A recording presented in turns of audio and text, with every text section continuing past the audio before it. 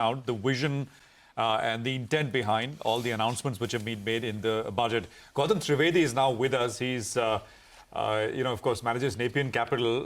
Gautam, great to have you with us here on the program. Appreciate it. I have to say, it's quite incredible. The market briefly traded in the green. We kind of fully recovered that 400-point cut of the Nifty. We went back into the green, and now we are flat, down about 40 points or so. So actually, the reaction on a day when capital gains taxes on equities have increased is even better than the 4th of June, when you had that election surprise, when the market was down significantly, right? Unimaginable 10, 15 years ago, actually even 5 years ago, but that's the kind of market we are in. Gautam, your thoughts on, of course, what you're seeing on the market, but more importantly on the taxation bid itself. What does it do beyond today? Frankly, I like the budget, and I think maybe in a bit of a minority given the way the markets reacted. But the fact is, it's not populist. Strong emphasis on infrastructure, agri, bringing back hopefully rural demand. So I think the entire debate, and I've had this, since 12:30 or so when the budget ended, till 5 minutes ago, I've been on multiple calls with friends in the industry discussing the short-term capital gains tax increase to 20%. Frankly, I think it's a good move to cool down the market. The market needed some sort of a indication from the government. The SEBI chief, of course, has been talking about it for the past few weeks.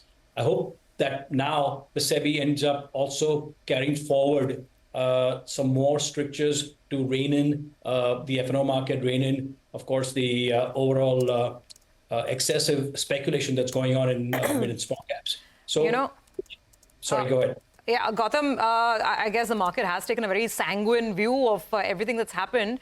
But let's say usually sort of, news of this magnitude is digested over a couple of sessions. So my question really is that let's move beyond tax for a minute. I think the market was prepared for a tax hit to be delivered, and it was delivered. So maybe to an extent it was getting factored in. But even if we move beyond, the capex numbers have not changed. They are where they were in the interim budget. So that kind of a major bazooka is no longer coming in. And obviously there is a lot of stress on social sectors, on agriculture, on MSMEs, etc. The question is, what from here? I mean, the dips are getting bought on the assumption that this market will just keep running on steroids. But do you think that's going to be the case? Yeah, so I think you make a fair point, Surabhi. The fact is, I think the fund flow is not necessarily going to significantly slow down just because of this 20% move on the short-term capital gains tax. And the fact is that new investors are entering the market. Newer investors are discovering the equity markets.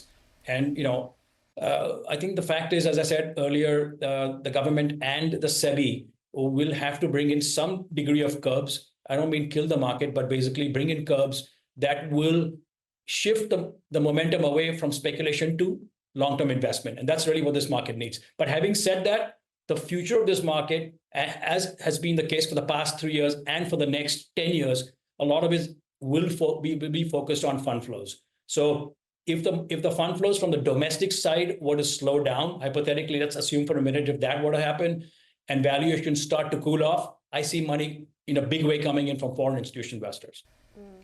Gautam, hi. A quick word on real estate. That's a sector which is taking the biggest knock today. The Nifty Realty Index is down over 3%. Your quick take on what's been announced. Is it time to book profits in real estate stocks because they've had a fantastic run? And is it going to be incrementally very negative, the fact that on long-term capital gains, even though the tax rate has come down to 12.5%, there is no indexation. So on the margin, how negative is it? Well, it is negative for people who are sitting on properties. Let's assume for a minute your grandfather bought a property in Midtown Mumbai, as an example, 50 years ago for 1 crore. And that's now valued at 30 crores, as an example. So you're paying now 12.5% on 29 crores if you were to sell that property, that asset.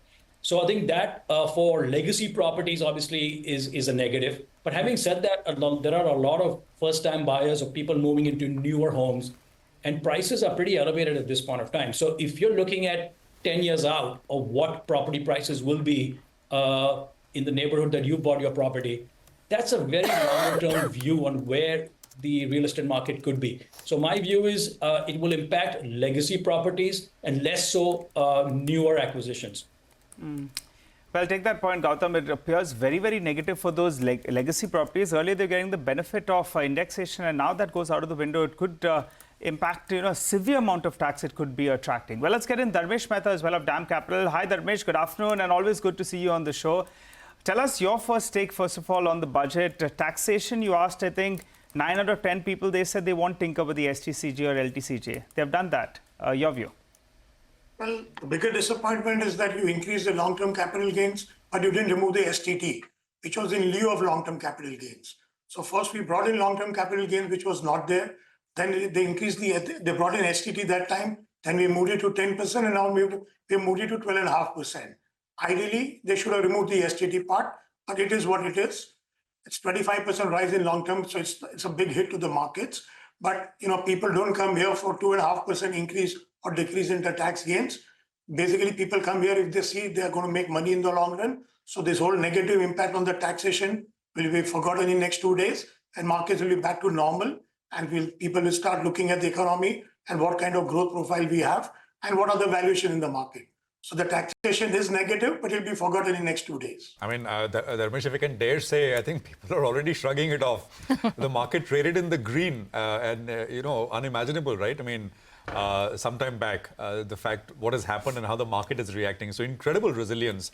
There is no two ways about it. And Chairman and co-founder of Motilal Oswal Financial Services, Raamdeo ji, good to have you with us here. When you were with us on the program, you were jokingly saying taxation always is a googly, and we don't know. And one hope you're saying you hope nothing is done, things are going great, etc. It's both have been done. Everything has been done. STT on FNO and short term, long term. Your view in terms of how this changes anything, if at all. Yeah, so we are open to tinkering of everything any point of time. So there are two things. One is capital gains, and then second is the capital gains tax. So markets are all about capital gains, and that story is not impacted. A good thing is that capital gains per se will happen irrespective. And then once you have the capital gains, then whether short term, long term, speculative, then you pay a little more. So I think as far as the market side is concerned, where capital gains are made, I think that is pretty much protected. That's what I would think, because capital gains is about corporate earnings growth, liquidity flow. I mean, those things that story is very intact. So I would think that they are looking at it that the real boom is happening in stock market, and hence let's take cream off the top, and they have increased the long term, short term. I think speculative gains, in any case they are taxed at the marginal rate. There is no more scope. But I think the biggest story is about the buyback. If the buyback tax has been abolished and it has to be taxed in the hands of recipient, in that case all the buybacks will go, instead of 20%, it will go to 12.5%. So where is the dividend now? Which management would be encouraged to pay dividend and get taxed at 38%? So I think there is going to be a massive arbitrage between 38% and 12.5%. So let's see. I mean, we have not seen the fine print. Only abolition of buyback tax has been removed. So it will be in the hands of recipient. But let's see. I mean, what is there? Raamdeo ji, actually, I was looking at the fine print because I was looking at a lot of these tax issues that have happened. The fine print says that buybacks are going to be taxed as dividend in the hand of the recipient. And what is the prevailing regime for dividends? It is the slab rate. And the highest slab rate for high income earners is 38% right now as per the new regime. So I think the current interpretation is the arbitrage is completely gone. Even if you want to enjoy income from buybacks, you have to pay 38% tax. I think the difference is that what they're saying that the cost of acquisition of that share that you'll eventually tender in the buyback, that will be treated as a loss. So you can offset that loss against your other capital gain.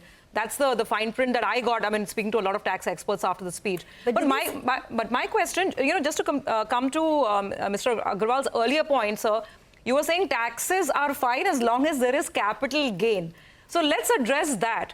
Does the rest of this budget give enough impetus for this market to really move into a new trajectory? The flows are there. We've discussed that with you. You're saying taxes can be handled. But what about, fresh impetus? Yeah, so that is due to the corporate earnings. So they have done nothing which will hurt the corporate earnings. If anything, because there is a rollout to all sections of society, I think there will be some impetus to the consumption, which in any case was reviving from the rural side. That's what RBI governor was saying. The revival was there, and with a good monsoon and hopefully little lower interest rate. I think, and the handouts which we are seeing across to the standard deduction and rationalization of rates, I think there'll be some money in the 25,000-30,000 rupees in everybody's hand to spend more. So hopefully there would be some, at the margin, some impetus to the consumption. Raamdeo, this is Reema here. Did you speak to any foreign investors? What is their take? Because for them, the post-tax attractiveness of the Indian equity markets comes down, especially when you're competing with other emerging markets where you don't have long-term capital gains tax to begin with. Mm-hmm. Yeah, again, I think it is a capital gains tax, but I think like any other investor, they would also be more interested in the capital gains first and then capital gains tax. So if the macro story of corporate earnings growth of about 15 to 17% that remains intact, I would think that this negativity which has developed for few hours right now, it will be shrugged off maybe in a day or two. That's my thinking. But Raamdeo, the problem is, FIs were sellers till say 2 months ago, and you had made this point, they'll come in at higher prices. They did, and suddenly out of nowhere this taxation comes. Yeah. It could derail the story a little bit, because in the last 1 month or so, India's been standing out. We have even got a couple of $1 billion. Other emerging markets, actually, they've seen selling. You expect them to keep the faith and they'll take it in their stride? I would think so, because see, right now the story is that of not capital flow of foreigners. It is the more of the domestics. And actually for last 2 months, domestic flow has been record flow, and investment has been very low. Actually, if you see the July month, domestics have not bought anything. And even in June, I think they bought little, but the flow has been extremely robust. So all the mutual funds are sitting on very good quantity of cash across the schemes, maybe 5%, 7%. So ahead of the event, knowing that there's going to be bad tax proposals, everybody was sitting on fence. My sense is that if the corporate earnings are not impacted, they have to come and buy because the flow is still on. Yeah. So it is the domestic flow which is going to decide the fate of the short-term direction of the market rather than the foreigner flow. Right. No, got that. And it is all retail. I mean, Nimesh had put out a piece, I think this was last Friday, that mutual funds are sitting on some 1.25 lakh crores on as far as cash levels are concerned. I mean, but he also overall. made the point that that's still about 5% of the AUM. It's just that the AUM has become so large that a 5% is still a mighty 1.25 to almost 1.5 lakh crore. And it takes a lot more to move an index at 24,000. So yeah, I mean, that point is taken. But yeah, mutual funds are sitting on cash. Raamdeo, just a quick word on real estate. This entire indexation benefit being taken away. I know you're not a big fan of sort of real estate in that sense, for other reasons. But what is your sense? Incidence of tax. I think they don't have any intention to give any tax break to the guys who are making capital gains. They have definitely increased the taxes for anybody who has got the capital gains, whether it is the real estate, whether it is shares, everything. So, I'm quite sure it will be detrimental to every asset class if you look at from the prism of capital gains. Dharmesh, just react to those 2 points. One is attractiveness, as Reema was saying, and Raamdeo was also pointing out, from a foreigner perspective, how does this LTCG hike make any impact? Does it have any impact? And second is the change for real estate. What are the implications in your view? See, as Raamdeo rightly mentioned, people come here for capital gains, not worry about what tax they pay. So if they see they can make decent returns of 20, 30% or more, they're happy to pay more 2.5%. And generally, the long-term FI holders don't come in any country just because of tax benefits. First objective is to make money. I think so that story is intact, as Raamdeo mentioned, and I think so government has not done anything which derails that story. Now, just one more point on the buyback. When we were talking about buyback taxation issue, I'm still confused. What happens if a company announces a market buyback? Correct. Nobody knows whether you're selling in the buyback or you're selling in the market. Yeah. So what you may see is that the tender may shut down, but the normal buyback may continue. In fact, this is the good positive news for actually companies to do buyback from the market now. Because then they're going to be taxed at a lower rate, and the investor will be taxed at if it's long term at 12.5%, not the 40% dividend tax which they are paying. So if you're selling in the market, you get taxed, and you don't know who's buying on the other side. So both seller and buyer end up paying the tax, right? Yeah, but I'll pay a long term tax, right? Yeah, Won't be correct. paying dividend tax or 40% tax. Correct. In fact, I'm happy to sell in the open market and instead of in the lieu of the buyback through tender route. This is what I understand from the fine print. They're not mentioned what happens when you sell in the market. Okay. You just shut down a tender route, buyback route, nothing else. Okay, so buybacks through the open market. And in fact, that was one of the asks that, do away with this so that that confusion sort of doesn't exist. But what we've got is a very different facet. Dharmesh, just the point on real estate as well, till there's further clarity and absolute clarity on this indexation piece. I mean, what's your sense? To any extent, does it lead to a slightly more medium-term cool-off when it comes to property stocks? What is your expectation on this? No, as I understand, the newer properties won't get impacted, right? It's the older Correct. property. So if I'm buying the newer companies, I'm buying for the new projects they're launching, not for the old ones which they have. So this is bad news for the individual owner, which owns because of ancestral property or he's been owning from last 10, 20, 30 years. But the new projects coming in won't be, getting that tax issue. So you think that this is... in the coming budgets, that can change also eventually. So you think this is more of a knee-jerk? Because, I mean, the overall announcement seemed a little negative without indexation. But you think this is more of a knee-jerk from a, real estate stock point of view? Yes, the stocks you're buying are for the future growth rather than the past. Okay. Got it. Raamdeo, any other sectors your team is highlighting? I mean, there's something done for gold. Stocks are rallying. Any other sectors come to mind? I heard the entire budget speech. What we could figure out is that, of course, the gold jewelry has become, I think, the taxes have gone half in that, from 18% to effectively 9% or something. I think your own analyst was saying that. 9%. So that was one, but basically there is no relief anywhere. I mean, there is no freebies anywhere unless something by mistake, like this buyback thing, I think the buyback thing, if you do the open buyback in the marketplace and you surrender shares and you pay 12.5, I think it's the end of dividend. I think just the arbitrage is too big. And the dividend is not decided by small guys. Dividend is decided by the management. So if the management has to pay 38% of the dividend and if you have to pay 12.5 for the buyback, I don't know what will be the story of dividend. So I think it's a much broader issue, much bigger issue, because in dividend discount model, dividend is everything for the market. So it's a big thing. I think the subject, whatever they might have proposed, even if there is some loophole or unintended benefit which we are seeing, I think they will try to plug it and make it as tax intensive as the dividend is right now. So once that is done, then there's no arbitrage. Otherwise, there is a massive arbitrage. Right. Raamdeo, since you're saying this is a big issue and a broader issue, can you, in very simple words, explain what has happened and what is this arbitrage? I mean, how does this work? Yeah, so, dividend is decided by the management. Correct. Now, management declares dividend looking at their own corporate tax rates. Okay, they pay 38%.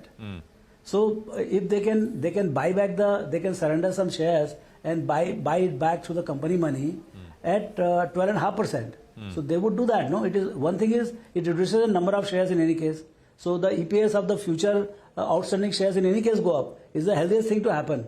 But I'm doing both the things right, in the sense that I'm cutting my tax rate and I'm reducing the number of shares in the marketplace while holding the same percentage of the company.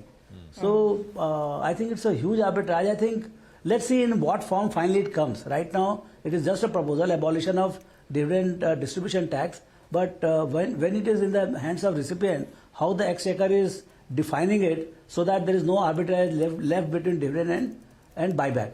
I don't think they have intention to make buyback very attractive in the hands of management vis-a-vis dividend. That is not the intention at all. No, let's see in what form it comes. No, I completely take your point, sir, because if that is sort of a backdoor route that the market tries to sort of come up with, perhaps we'll see more action from New Delhi in the annexures and the subsequent sort of prints that come in. And remember, I mean, The budget still has to be passed, and a lot sometimes happens when the final sort of passage is happening through Parliament. Dharmesh, one more point. Now, angel tax has been completely abolished. Of course, you're in the deal market. You bring so many companies to the listed space, right? It's becoming very, very simple now, once again, for startups and unlisted companies to go back and raise capital in the private universe. Should this have any bearing on the IPO pipeline funding appetite? Because this is, I mean, I think they've got, amongst most participants, they've got the best deal. The whole tax has been taken away. In fact, there's one more, tax announcement which has happened, which we are still trying to check, saying that, the unlisted segment now will be taxed at the long-term capital gains. So basically now, if you're selling before your IPO, you'll still be paying only 12.5%. Absolutely. Which was not the case right now, which was 20% right now. So the private equity markets become very interesting, right? From an investor point of view, I had to write, I mean, up till now it was 2 years of holding and paid 20% long-term gains on unlisted shares. But now it's 12.5%. So listed, unlisted is at par at 12.5%. What implications, what do you foresee in the coming weeks and months on the private equity side, both from the company standpoint and the investor appetite standpoint? See, it becomes very attractive for private equity guys now to invest in companies because they get an exit route even before the IPO and at a much lower tax rate. So in that sense, it's very positive for the country also because more money can come in prior to an IPO, which is much required. So that overall, actually, it's a positive thing for the inflows to come in this, and this will be more long-term money rather than short-term money coming in. Yeah, no, got that. I think we'll wrap it up here. Dharmesh, thank you very much for speaking on this important day. Appreciate your time here. Raamdeo, great having you with us. Appreciate it. Gautam, appreciate you joining us as well. Thanks indeed. We'll take a quick commercial break, but you are watching our budget coverage from the CNBC-TV18 Motilal Oswal studios. We'll have Nilesh of Envision Capital with us. He's right here. And Nilesh, thanks for waiting. We're going to come back after this break and continue the budget conversation. Stay with us.